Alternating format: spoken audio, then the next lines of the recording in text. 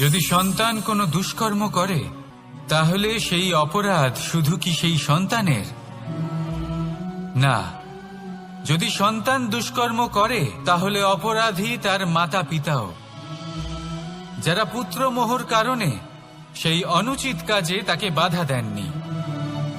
অপরাধী হলেন তার পিতামহ, যিনি নিজের কর্তব্যবোধের কারণে নিজের পরিবারের যত্ন নেননি, যিনি সন্তানকে কখনো শাস্তি দেননি।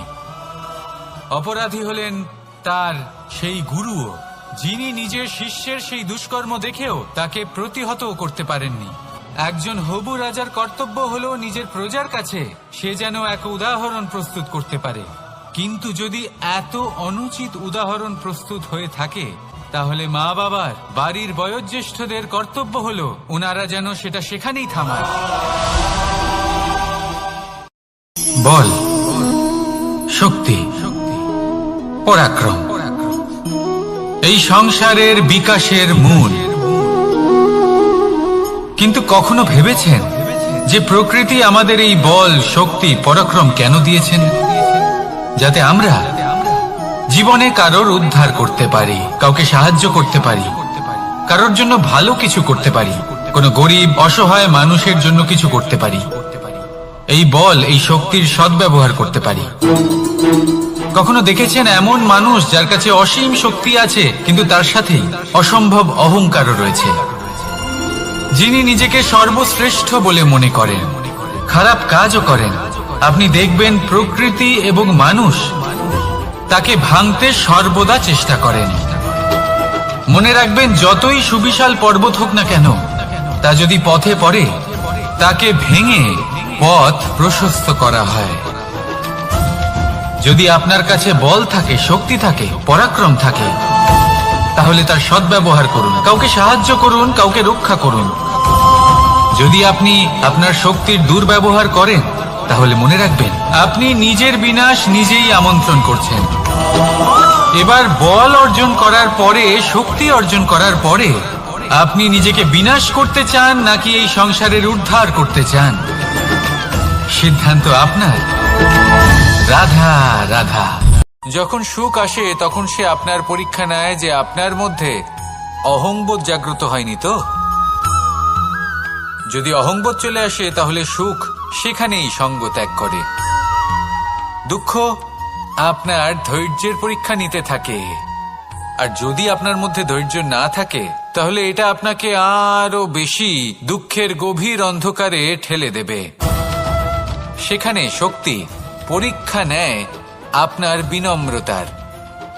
যদি আপনি বিনম্র না হন তাহলে হয় এই শক্তি আপনার সঙ্গ ত্যাগ করবে, নয় এই শক্তি বিনম্রতার অভাবে আপনার পতনের কারণ হতে পারে। মানুষ আর ধন, এই দুইয়ের মধ্যে সম্পর্ক খুব ঘনিষ্ঠ। ধন হলো সেই শক্তি যার ব্যবহার মানুষ করে থাকে সাংসারিক বস্তু ক্রয় করার জন্য, নিজের জীবন যাপন করার জন্য। আর মানুষ হলো সেই শক্তি যারা ধনকে গুরুত্বপূর্ণ করে তোলেন। এবার একটা কথা বলি, ব্যবহার করা উচিত ধনকে আর ভালোবাসা উচিত মানুষকে। এটা বেশিরভাগ মানুষই বোঝেন না। মানুষ এখানেই সব থেকে বড় ভুল করে বসেন। তারা ভালোবাসেন ধনকে আর ব্যবহার করেন মানুষকে। এ হলো অনুচিত। দেখুন, আপনি একটা সূচের দ্বারা যুদ্ধ করতে পারবেন না, আর কোনো তলোয়ার দ্বারা বস্ত্র সেলাই করতে পারবেন না, তাই না? কোনটা কিসের জন্য হয় সেটা বোঝা অত্যন্ত জরুরি। আপনিও সঠিক দিকে অগ্রসর হন। মানুষকে ভালোবাসুন আর ধনকে ব্যবহার করুন। যদি আপনি মানুষকে ব্যবহার করেন তাহলে আপনি ভালোবেসে ফেলবেন ধনকে, আর এই ভালোবাসা ধীরে ধীরে পরিণত হবে লোভে, আর ধীরে ধীরে এটা আপনাকে বিনাশ করে দেবে। তাহলে সমস্ত মানুষকে ভালোবাসুন আর এইভাবে ভালোবেসে বলুন, রাধা রাধা। এই সংসারে প্রত্যেক মানুষ এটাই চান যে তিনি যেন ধনবান হন, আর্থিক অবস্থা তার ভালো থাকে, ওনার বাড়িতে লক্ষ্মীর আগমন হয়। কিন্তু সেটা হবে কি করে, সেটাই হলো প্রশ্ন। কেউ বলেন যে যদি পরিশ্রম করো তাহলে ধন অর্জন সম্ভব, কেউ বলেন যে যদি বিদ্যা লাভ হয় তবেই ধন অর্জন সম্ভব। কেউ বলেন যে যদি বলশালী হও তবেই সম্পন্ন থাকবে। ভালো কথা, যদি তাই হয়ে থাকে, তবে দিনমজুর সারা দিন পরিশ্রম করেন, তিনি কেন ধনী হন না? অনেকজন বিদ্বান মানুষ আছেন এই সংসারে, তারা কেন ধনবান হন না? অনেক সংখ্যক বলশালী ব্যক্তি আছেন, তাদের কাছে ধন নেই কেন? তাদের কেন ধনের অভাব হয়? আবার এমনও কিছু মানুষ আছেন যারা পরিশ্রম করেন, তারা দিনমজুর, কিন্তু তারা ধন অর্জন করতে পারেন। কিছু বিদ্বান ব্যক্তি আছেন যাদের কাছে অধিক মাত্রায় ধন রয়েছে। কয়েকজন বলশালী ব্যক্তি রয়েছেন যাদের কাছে সাফল্য কে না চান? সাফল্য লাভ করার শিখরে পৌঁছানোর আলাদাই একটা আনন্দ রয়েছে। আর আপনজনদেরও কে না চান? প্রত্যেক মানুষ চান যেন জীবনে তার কোনো আপনজন থাকে, যারা সবসময় তাদের সাথে থাকবে, কারণ আপনজনের সাথেই তো সাফল্যের আনন্দ সব থেকে বেশি পাওয়া যায়। কিন্তু আসলে কি হয়, অনেক সময় সাফল্যের খোঁজে সেই পথে চলতে চলতে আমরা আপনদের থেকে দূরে চলে যাই, না চাইতেও দূরে চলে যেতে হয়, ওনাদের সাথে সময় কাটাতে পারি না। আর আমরা ভুলে যাই যে সাফল্যের আসল আনন্দ আপনজনদের সাথেই পাওয়া যায়। সফল হওয়ার পরে আপনদের সাথে দেখা হলে তাদের চোখে আমাদের জন্য যে আবেগ থাকে, যে সম্মান, যে প্রেম থাকে, সেটাই হলো আসল পুরস্কার। আমরা সেই কথা ভুলে যাই এবং একা হয়ে পড়ি। বেশিরভাগ সময় এটাই হয়, বেশিরভাগ সময় সফল মানুষগুলি একা হয়ে যান। এবার আপনি কি চান? আপনি অসফল হয়ে দিনগুলি একাকিত্বে কাটাতে চান, নাকি সফল হয়ে আপনজনদের সাথে আনন্দে থাকতে চান? সেই সিদ্ধান্ত আপনার। সাফল্যের পেছনে ছুটুন, নিজেকে উজাড় করে দিন, কিন্তু আপনজনদের সঙ্গ ত্যাগ করবেন না। সেই আপনজন যারা আপনার সাফল্যের জন্য দায়ী, সেই আপনজন যিনি আপনার সাফল্যে আনন্দ পান, সুখ লাভ করেন, তাদের কখনো ত্যাগ করবেন না। আসুন আমার সাথে ভালোবেসে বলুন, রাধা রাধা। অনেক সময় আপনি কোনো ব্যক্তিকে এটা বলতে শুনবেন যে আমি আমার নিজের উপরে গর্ব করি, আমি নিজেকে নিয়ে গর্ব করি, আমি খুব ভালোভাবে আমার মা বাবার সেবা করি, ওনাদের আমি সবসময় সুখী রাখি, ওনাদের আমি একটা বাড়ি দিয়েছি, সকল সুখ সুবিধা দিয়েছি, ওনাদের জীবনে প্রত্যেক জিনিস দিয়েছি আর দেব যা তাদের প্রয়োজন। এবার আমাকে বলুন যে আপনি কে হন? আপনি হলেন সেই বীজ যা আপনার মাতা পিতা রোপণ করেছেন। আপনার মা বাবাই আপনাকে এই সংসারে জন্ম দিয়েছেন। এবার এইসব কথার কি তাৎপর্য?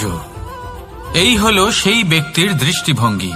এবার দেখা যাক এই প্রকৃতি আমাদের কি শেখায়। কখনো কোনো গাছকে দেখবেন, যখন সেই গাছে ফল আসে, সে মালিকে এটা বলে না যে দেখো আমি তোমাকে ফল খেতে দিচ্ছি, কারণ ও জানে যে এটা হলো সেই মালির পরিস্থিতি। বাজ পাখিকে পক্ষীরাজ বলা হয়। বাজের আয়ু হলো মোটামুটি 70 বছর। এবার 40 বছর হতে হতেই ওদের পালক লম্বা এবং ভঙ্গুর হয়ে যেতে থাকে, ঠোঁট বেঁকে যায়, ডানা ভারী হয়ে যায়, অর্থাৎ আগের মতো উঠতে পারে না, সেই শক্তি থাকে না। এবার সেই বাজ কি করবে? বাজ সব থেকে কঠিন নির্বাচন করে, নির্বাচন নিজের পুনর্স্থাপনা।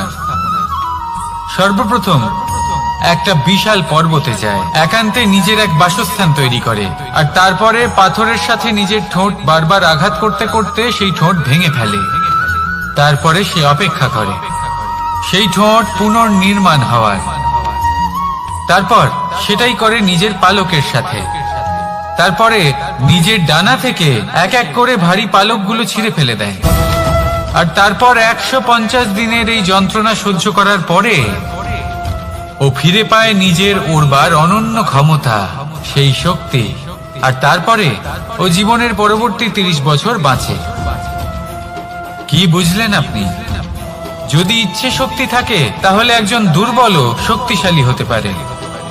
আপনিও এটাই করুন, নিজের অতীতের যন্ত্রণার বোঝাগুলিকে ত্যাগ করুন আর কল্পনার খোলা আকাশে উন্মুক্ত হয়ে উড়ে বেড়ান। নিজের পুনর্স্থাপনা করুন, তবেই সর্বশ্রেষ্ঠ হতে পারবেন।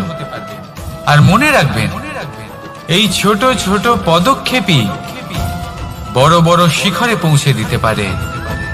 তাহলে আসুন আর আমার সাথে ভালোবেসে বলুন, রাধা রাধা। এই সংসারে আপনার সব থেকে বড় বন্ধু কে? কেউ বলবেন ছোটবেলার বন্ধুরা, কেউ বলবেন মাতা পিতা, কেউ বলবেন ঈশ্বর।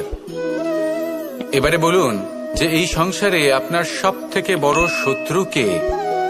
কেউ বলবে আপনার বিরোধী, সেই ব্যক্তি যে আপনাকে হিংসে করে, বা আপনার নিজের অহংকার। আমি বলবো যে এই সংসারে আপনার সব থেকে বড় বন্ধু হলো আপনার নিজের মন। এই চঞ্চল মনকে যদি আপনি নিয়ন্ত্রণ করতে শিখতে পারেন, তাহলে এর থেকে বড় বন্ধু এই সংসারে আপনি কোথাও পাবেন না। সেখানেই যদি এই মন আপনাকে বশ করে ফেলে, তাহলে সংসারে এর থেকে বড় শত্রুও আপনি কোথাও পাবেন না। প্রথমে এই মনকে নিয়ন্ত্রণ করতে শিখে যান, আর তখন এই মন প্রসন্ন হয়ে বলবে। আপনি কি কখনো জলকে নিজের মুঠোতে ধরে রাখার চেষ্টা করেছেন? চলুন আজ করা যাক।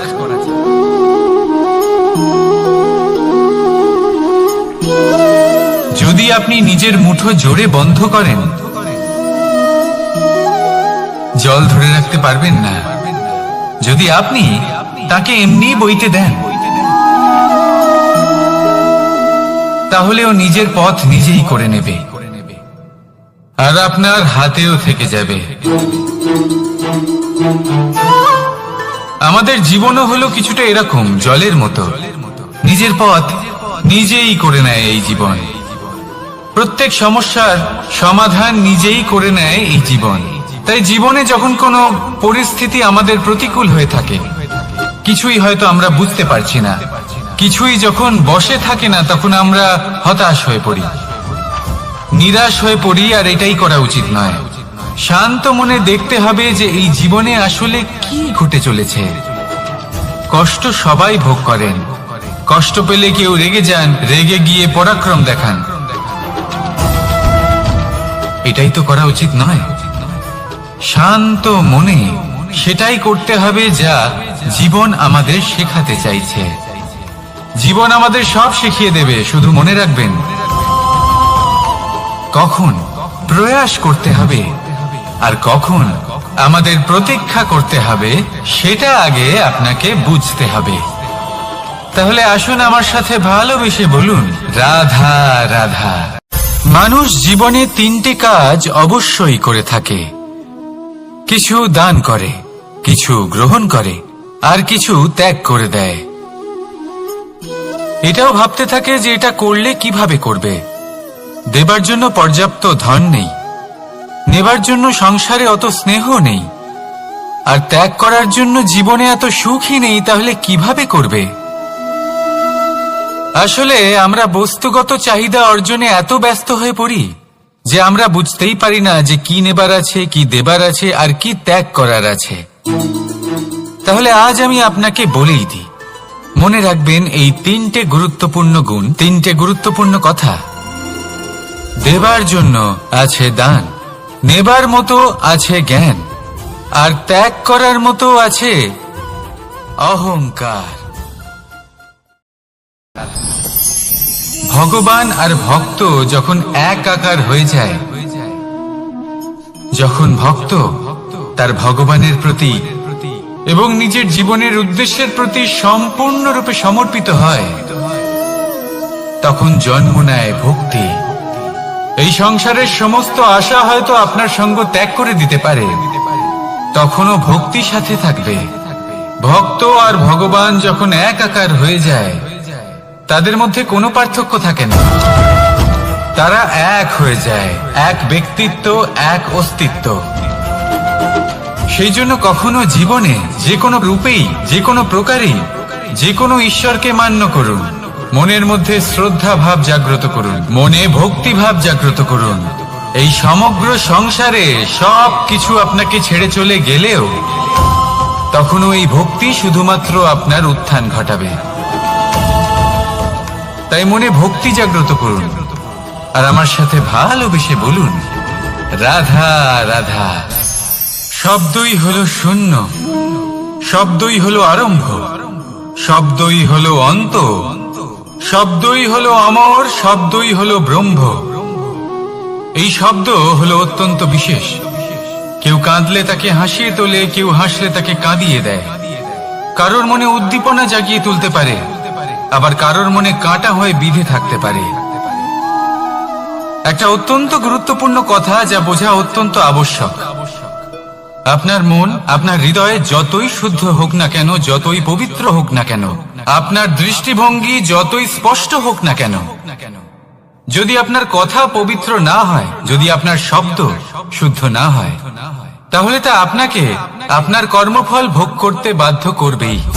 একটা সহজ উদাহরণ দিই। আপনার জীবনে এমন কেউ অবশ্যই থাকবেন যাকে আপনি পছন্দ করেন না, যিনি হয়তো অধর্মী মানুষ, যিনি হয়তো দুর্বুদ্ধি সম্পন্ন মানুষ, কিন্তু তার জন্য অপশব্দ প্রয়োগ করলে তার মধ্যে কোনো পরিবর্তন আসবে না, তার মানসিকতা বদলাবে না,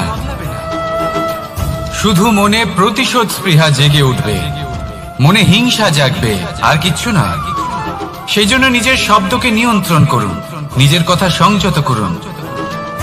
শ্রেষ্ঠ থেকে শ্রেষ্ঠতর মানুষকেও সাবধানী হতে হয়, কারণ যদি এই শব্দের প্রয়োগ সঠিক না হয়, তাহলে আজীবন মানুষকে নির্বাক হয়ে থাকতে হতে পারে। তাহলে নিজের শব্দ নিয়ন্ত্রিত রাখুন, নিজের কথাকে শুভ করুন, এতে প্রেমবোধ জাগিয়ে তুলুন, আর সেই প্রেমবোধ নিয়েই বলুন রাধা রাধা। বরদান এবং অভিশাপ, এই দুই হলো একই মুদ্রার দুটি পিঠ। এই বরদান আমরা অনেক কারণে পেতে পারি, কখনো নিজের পরিশ্রমের কারণে, কখনো নিজের তপস্যার কারণে, কখনো আমাদের পূর্বপুরুষদের কর্ম ও তপস্যার কারণে। কিন্তু এই বরদান কতক্ষণ বরদান থাকবে তা আমরা নিশ্চিত করতে পারি না, তা সুনিশ্চিত করে শুধুমাত্র আমাদের কর্ম। যদি আপনাকে উদাহরণ দিই, আপনি রেশমের কীট দেখেছেন? ও বরদান পেয়েছে যে ও নিজের সুরক্ষার জন্য খোলস বানাতে পারে। এবারও তাতে এত মত্ত হয়ে যায় যে এমন এক আবরণ বানিয়ে ফেলে যাতে সে নিজেই আবদ্ধ হয়ে চাপা পড়ে মরে যায়। এটার তাৎপর্য কি? তাৎপর্য খুবই সরল। গর্ব করা খুবই ভালো, কিন্তু অহংকার করা কখনোই উচিত নয়। যদি অহংকার মনের মধ্যে প্রবেশ করে, তাহলে এই বরদান অভিশাপে পরিণত হতে সময় লাগে না। আর যদি কর্মশ্রেষ্ঠ হয়, তাহলে অভিশাপ বরদানে পরিণত হয়। তাহলে আসুন শ্রেষ্ঠ কর্ম করুন, আর আমার সাথে ভালোবেসে বলুন রাধা রাধা। সুখ, দুঃখ, মৃত্যু, মহামারী, এগুলো কখনো বলে আসে না, আবার জিজ্ঞাসা করেও আসে না। এমনই হয় দ্রুত ক্রীড়ার এই খেলায়। এক কারাগারের মতো, একটা মাকড়সার জালের মতো। যেমন একটা মাকড়সার জাল একটা পোকাকে নিজের দিকে আসতে আকর্ষিত করে, নিজের চমকের দ্বারা, নিজের গঠন দ্বারা। সেরকমই দ্রুত ক্রীড়ার এই খেলা মানুষকে নিজের দিকে আসতে প্ররোচিত করে। শেষে গিয়ে মানুষ আটকা পড়ে। পার্থক্য শুধু এটাই, যখন এক পোকা এই জালে জড়িয়ে পড়ে, তখন সে তার প্রাণ হারায়। মানুষ যখন এই দ্রুত ক্রীড়ায় আকর্ষিত হয়, সে নিজের মান, নিজের ধন সবকিছু হারায়, নিজের বিবেক হারিয়ে ফেলে। কিন্তু আপনি আপনার বিবেক কখনোই হারাবেন না। যদি আপনার মনে লোভ চলে আসে, আপনি লোভী হয়ে ওঠেন। যদি আপনি দ্রুত ক্রীড়ার এই খেলায় আটকা পড়েন, তাহলে মনে রাখবেন, এই খেলা থেকে ফিরে আসা প্রায় অসম্ভবই বলা যায়। নিজের বিবেক কখনো হারাতে দেবেন না, কারণ বিনাশ আসার প্রথম লক্ষণ হলো বিবেকের বোধ চলে যাওয়া। এই প্ররোচনায় কখনো পা দেবেন না। আর আমার সাথে ভালোবেসে বলুন রাধা রাধা। বিজয়, বিজয় লাভের জন্য মানুষ কি না করে থাকে, যে কোনো সম্ভাব্য প্রচেষ্টা করে। কিন্তু নিজের বিজয় লাভের জন্য বাজিতে যা ইচ্ছে তাই রেখে দেওয়া কি উচিত কাজ? কখনোই নয়। নিজের হারানো সম্মান, নিজের হারানো সম্পত্তি, নিজের হারানো অধিকার ফিরে পাওয়ার শুধু একটাই পথ রয়েছে, আর তা হলো পুরুষার্থ, দ্যুতক্রিয়া নয়। যে মানুষ নিজেই হেরে গেছে, নিজেই নিজের জয়লাভ করার জন্য অন্য কাউকে কিভাবে বাজিতে রাখতে পারে, এ হলো সম্পূর্ণরূপে অনুচিত। অনেক সময় অনেক ধন লাভ করার জন্য, অনেক সম্পত্তি লাভ করার জন্য আমরা নিজের আসল ধন, আমাদের আপনজন, তাদেরকে হারিয়ে ফেলতেও প্রস্তুত হয়ে যাই। এটা একেবারেই উচিত নয়। যত বড়ই সংকট আসুক না কেন, আমাদের আপনজনদের আমাদের সাথেই রাখা উচিত। নিজের বিজয়ের জন্য ওনাদের বাজি রাখা ঠিক নয়। এই ভুল কেউ একজন করেছেন, আপনি তা ভুলেও করবেন না। রাধা রাধা। নারী জন্মসূত্রে কারোর কন্যা, ধর্মসূত্রে কারোর পত্নী, আর কর্মসূত্রে কারোর মা। আমাদের মনে এই ছবি আঁকা রয়েছে একজন নারীকে নিয়ে, তাই না? একটা অতুলনীয় ভূমিকা রয়েছে নারীদের আমাদের জীবনে, আর নারী ছাড়া আমরা কিছুই নই। কিন্তু অধিকার, সেখানে আমরা একটা ভুল করে বসি। যখন নারী একজন কন্যা থাকে, যখন সে জন্ম নেয়, তখন তার ওপর অধিকার থাকে তার পিতার।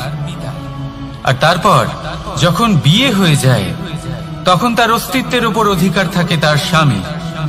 আর যখন তিনি মা হন, তখন নিজেই তিনি জীবনের সমস্ত অধিকার দিয়ে দেন তার সন্তানকে। কিন্তু আমরা কি কখনো এটা ভেবেছি এই জীবন হলো তার নিজের? যে নারী সবার কল্যাণ করছেন, তার জীবনের অধিকারও তার কাছেই থাকা উচিত, তাই না? তার নিজের জীবনের সিদ্ধান্ত সে নিজেই নিতে পারেন, নিজেই নিজের ভাগ্যের রচয়িতা হতে পারেন। আর এর জন্য আমাদের নিজেদের পাল্টাতে হবে, দৃষ্টিভঙ্গি পাল্টাতে হবে। কারণ এই ধারণা সেটা আজ বা কালকের ব্যাপার নয়, এটা ঘটে চলেছে বহু বছর ধরে, আর চলতেই থাকবে যদি আমরা এটা না বদলাই। আর এটা তখনই সম্ভব হবে যখন আমরা নিজেদের মধ্যে পরিবর্তন আনব। তাই আজকের পর থেকে, এই মুহূর্ত থেকে, কোনো নারীর ওপর অকারণ অধিকার স্থাপনের আগে সহস্রবার ভেবে দেখবেন। কারণ যখন নারী নিজের অধিকার কেড়ে নিতে বাধ্য হবেন, তখন শুধু এবং শুধুমাত্র বিনাশই ঘটবে। রাধা রাধা।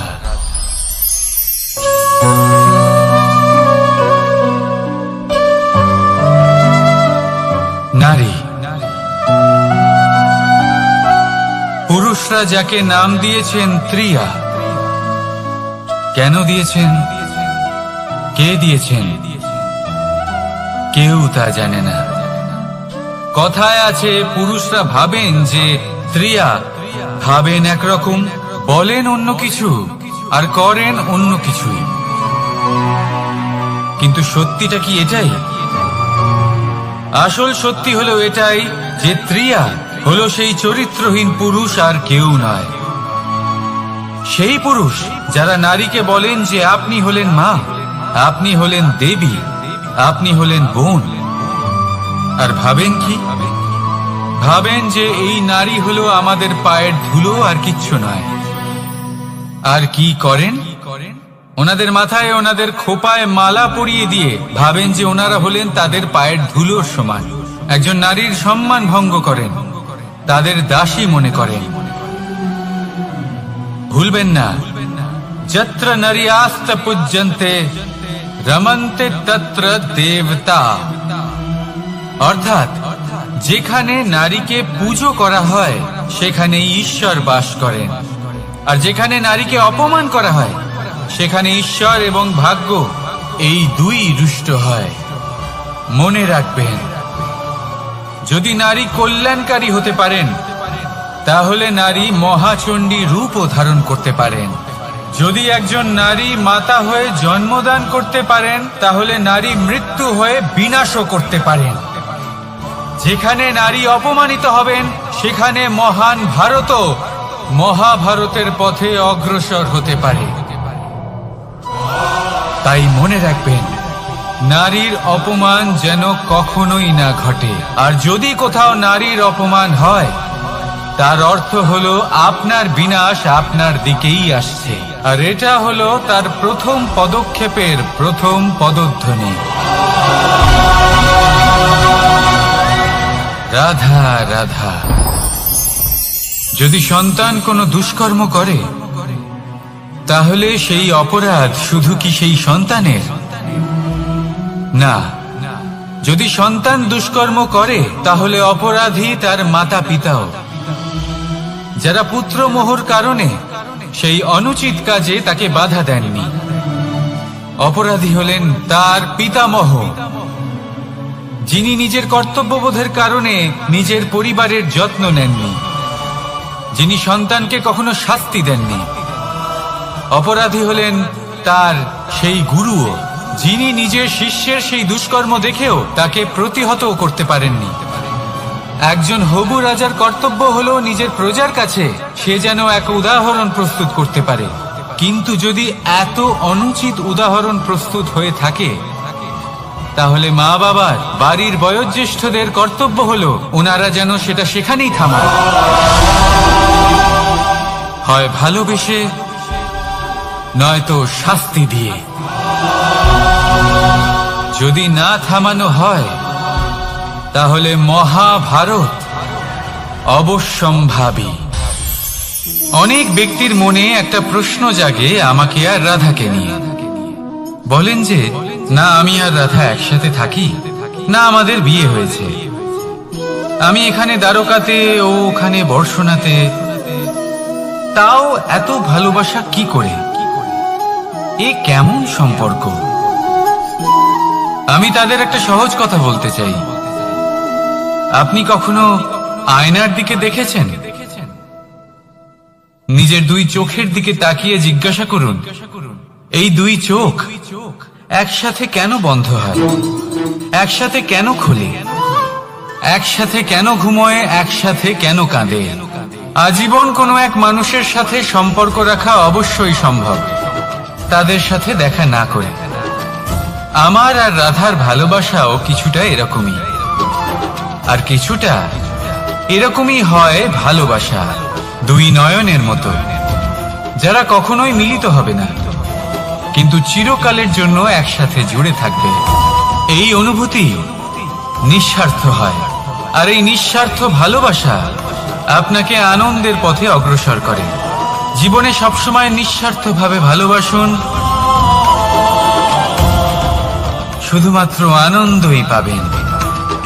তাহলে আসুন আমার সাথে নিঃস্বার্থভাবে ভালোবেসে বলুন, রাধা রাধা। মানুষ,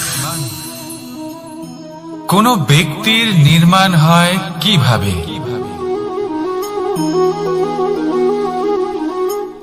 কেউ বলবেন পঞ্চতত্ত্বের দ্বারা, কেউ বলবেন আত্মা, দেহ ও চেতনার দ্বারা, কেউ বলবেন ঈশ্বরের কৃপার দ্বারা, তো কেউ বলবেন এই প্রকৃতির পরীক্ষার দ্বারা। না, মানুষের নির্মাণ হয়ে থাকে বিশ্বাস দ্বারা।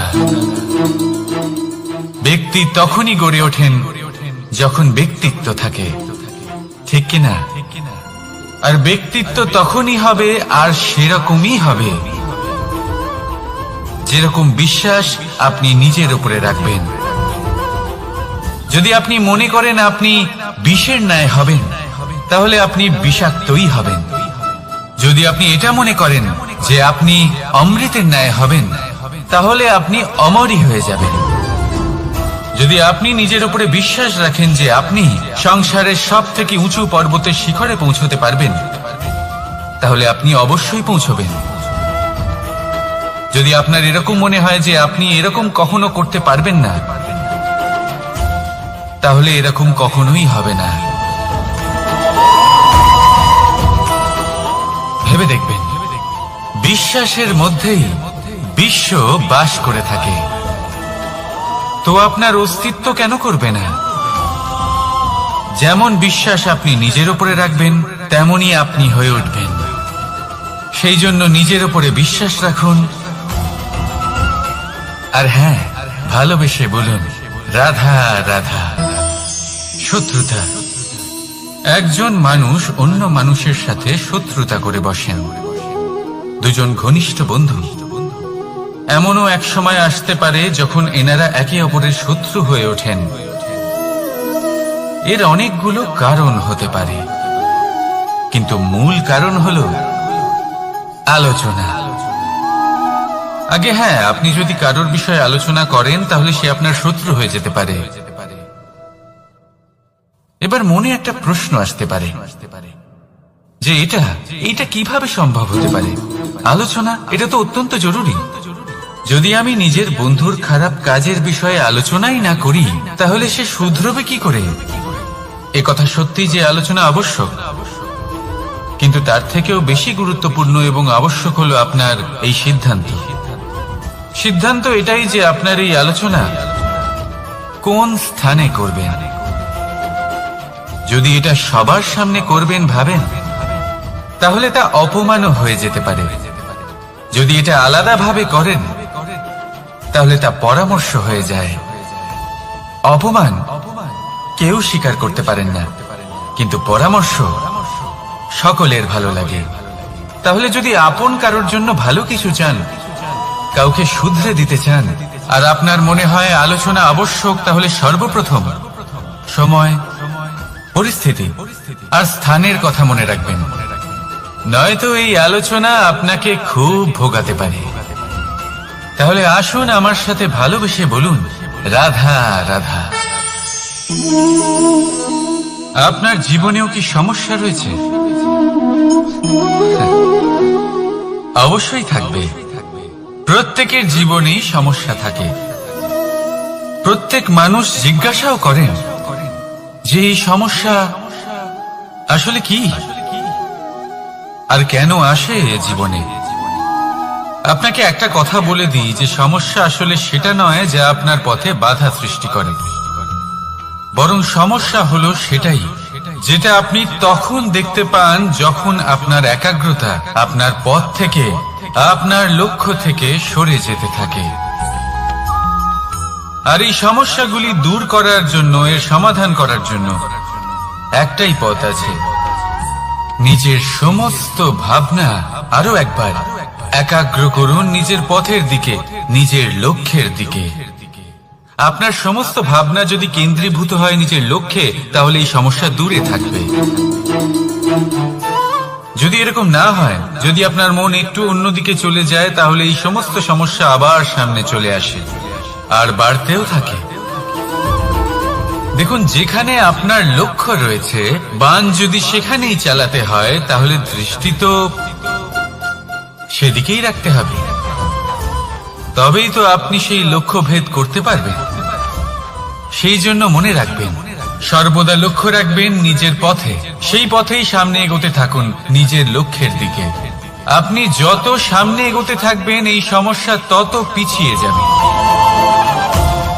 তাহলে আসুন আমার সাথে ভালোবেসে বলুন রাধা রাধা। এই পাখিরা সত্যি খুব সুন্দর, আমার খুব ভালো লাগে। আপনি নিশ্চয়ই শুনে থাকবেন যে কিছু পাখির কাছে ডানা অবশ্যই থাকে, কিন্তু উড়তে পারে না। তারা চায় উঁচু আকাশে উড়ে বেড়াতে এবং মেঘেদের সাথে কথা বলতে, করতেই পারে না।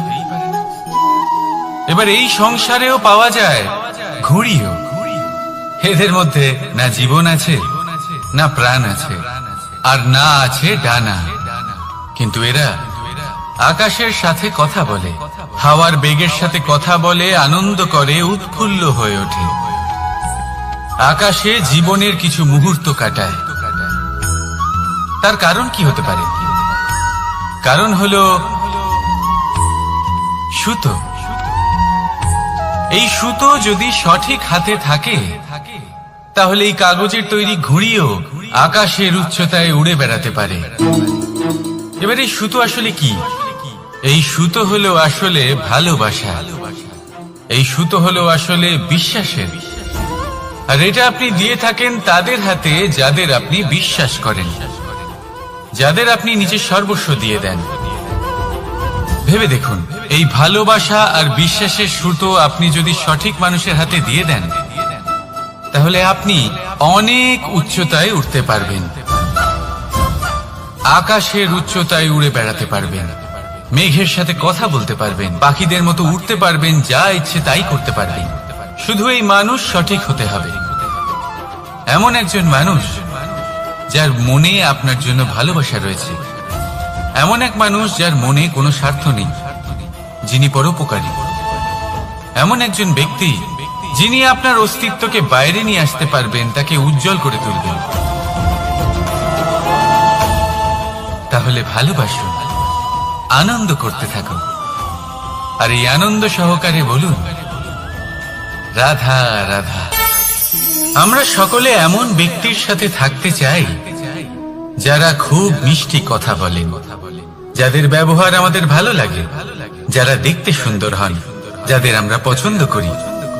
আর সব সময় এমন ব্যক্তির থেকে দূরে থাকতে চেষ্টা করি যাদেরকে আমরা পছন্দ করি না, যাদের কথা আমাদের খারাপ লাগে, যাদের কথা একটু কঠোর হয়। আমরা সব সময় চেষ্টা করি এদের থেকে দূরে থাকার, ঠিক কিনা?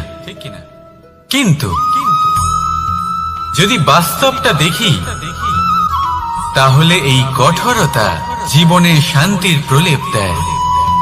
ওষুধও একটু কড়াই হয়, কিন্তু এ কি করে? আমাদের সুস্থ করে তোলে।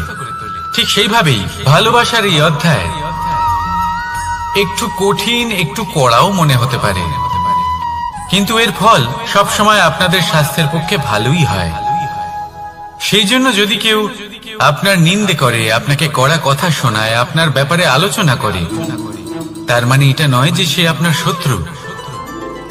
হতে পারে তিনি আপনার বন্ধু হন, আপনার জন্য ভালো চান, আপনাকে শুধরে নিতে চান, আপনার মধ্যে কোনো পরিবর্তন দেখতে চান। সেই জন্য কখনো কারোর কথা শুনে বা কাউকে দেখে প্রাথমিকভাবে এই সিদ্ধান্ত নেবেন না যে তিনি আপনার শত্রু হন নাকি আপনার বন্ধু হন। এমনও শত্রু হয়ে থাকেন যে গুড়ের মতো মিষ্টি মিষ্টি কথা বলে আসলে আপনাকে বিষ পান করিয়ে দেবেন। আর এমনও বন্ধু থাকেন যারা আসলে নিমের মতো কড়া কথা বলেন, কিন্তু আপনাকে অমৃত পান করান। এদের মধ্যে পার্থক্য করতে জানতে হবে, কে আসলে শত্রু হন আবার কে আসলে মিত্র হন। এই পার্থক্য যখন আপনি করতে শিখবেন, তখন আপনি এই সংসারের সব থেকে সুখী প্রাণী হয়ে উঠবেন। এই পার্থক্য বোঝা সহজ নয়, কিন্তু অবশ্যই আবশ্যক। রাধা রাধা। অসুখ। এমন কোন মানুষ আছেন এই সংসারে যার অসুখ করে না? প্রত্যেক মানুষ কখনো না কখনো অবশ্যই অসুস্থ হয়েছে, তার এই শরীর রোগের শিকার অবশ্যই হয়েছে। এবারে দেখুন, এই রোগ আসে আবার এই রোগ চলেও যায়, কিন্তু সেই রোগ আমাদের কষ্ট দিতে কেন সক্ষম হয়? কারণ হলো স্বচ্ছতা। যদি এই স্বচ্ছতা শরীরে না থাকে, তাহলে মানুষকে শারীরিক কষ্ট পেতেই হবে। ঠিক সেইভাবেই অত্যন্ত প্রয়োজনীয় হলো এই স্বচ্ছতা যেন মনেও থাকে। যদি এই স্বচ্ছতা মনে না থাকে, তাহলে মানুষ চারিত্রিকভাবে কষ্ট সহ্য করেন। এবারে নিবারণ কি হতে পারে? বড়ই সহজ এর উপশম। যদি রোগ শরীরে হয়, তাহলে সর্বপ্রথম স্বচ্ছতা বজায় রাখতে শিখুন, এই শরীরকে পরিষ্কার রাখতে শিখুন। বিচক্ষণতার সাথে এই রোগের সম্মুখীন হন, ভয় পাওয়ার কোনো দরকার নেই। ব্যায়াম করতে থাকুন, সব ঠিক হয়ে যাবে। সেইভাবেই যদি এই অসুখ মনে হয়, তাহলে কি করা যায়? সর্বপ্রথম তার আধারের উপরে নজর দিন। আপনার এই আধারই হলো আপনার আহার। যা আপনি আহার করবেন, সেরকমই মানুষ হয়ে উঠবেন। সেইভাবেই আপনি যেরকম ভাবেন, সেরকমই মানুষ হয়ে উঠবেন। সেই জন্য নিজের ভাবনাকে শুভ করুন, নিজের দৃষ্টিভঙ্গিকে শুভ করে তুলুন, সবকিছু সঠিক হবে। আপনার আমার সবার মধ্যেই এক রাক্ষস বাস করে, তার সম্মুখীন হন, তাকে পরাস্ত করুন।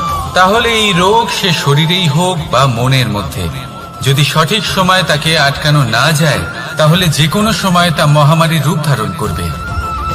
সেই জন্য সাবধানে থাকুন, সুস্থ থাকুন। তাহলে আসুন আমার সাথে ভালোবেসে বলুন রাধা রাধা।